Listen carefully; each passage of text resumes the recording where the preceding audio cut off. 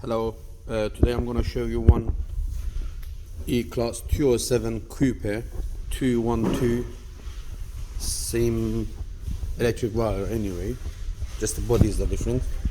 So we've got 2012 E-Class and traction light was on.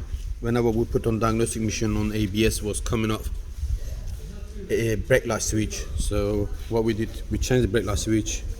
Obviously they have been changed the brake light switch on the garage where I came to repair it.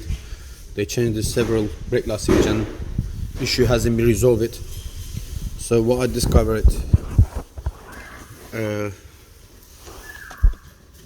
the fuse up here 7.5 amp is fault on it.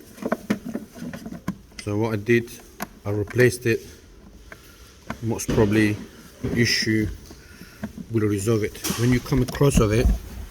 So I would suggest you to, before even you get any part, wasting your money for nothing, check that fuse, then let's see.